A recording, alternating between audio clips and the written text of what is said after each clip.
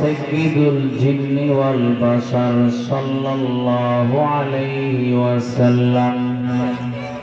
أنا قائد المرسلين ولا فخر وأنا خاتم النبيين ولا فخر وأنا أول شافع وأول مشفع ولا فخر أو كما قال رسول الله صلى الله عليه وسلم محبت সাথে দুরূদ শরীফ পড়ি আল্লাহুম্মা সাল্লি আলা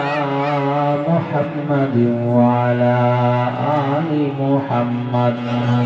কামা সাল্লাইতা আলা ইব্রাহিম ওয়া আলা আলি ইব্রাহিম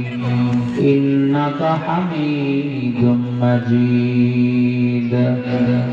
اللهم بارك على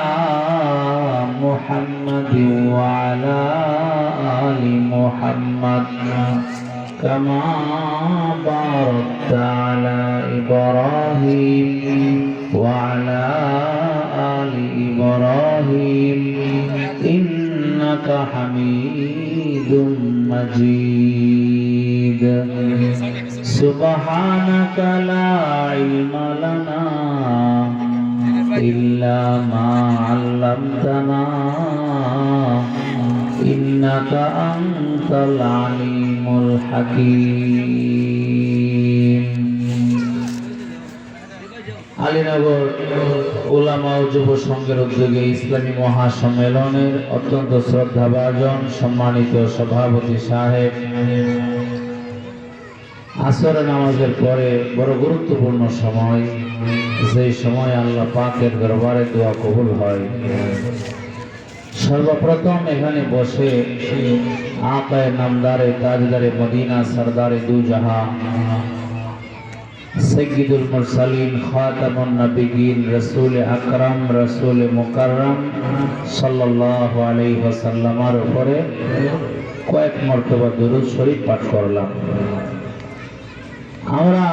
যেই নবীর উম্মত, এই নবীর শান, মান আর মর্যাদা আল্লাহ তাআলা নিজে কোরআনে কারীমে তার বিবরণ দিয়েছেন। হযরত রাসূল করিম সাল্লাল্লাহু আলাইহি ওয়াসাল্লাম অসংখ্য হাদিসের আলোকে উম্মতের সামনে রাসূল করিম সাল্লাল্লাহু আলাইহি ওয়াসাল্লামের যে মর্যাদা, দুনিয়াতে রাসূলের কি পরিমাণ মর্যাদা, পরকালে রাসূলের কি পরিমাণ মর্যাদাশালী হবেন, সবগুলি রাসূলের পবিত্র জবান দিয়ে উম্মতের সামনে পেশ করেছেন। যেমন আমরা যে দুরূদ শরীফ পড়লাম, দুরূদের কি ফজিলত। রাসূল করিম সাল্লাল্লাহু আলাইহি ওয়াসাল্লামের একজন মহব্বতের সাহাবী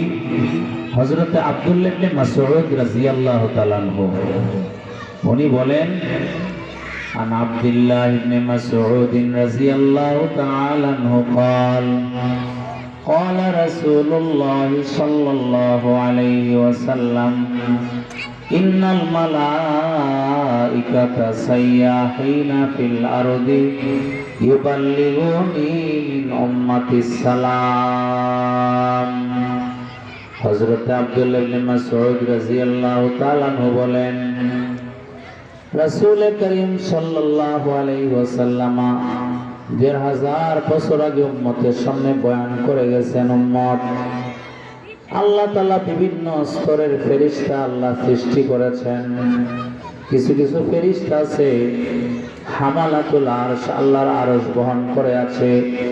কিয়ামত পর্যন্ত আল্লাহর আরশ বহন করে থাকবে।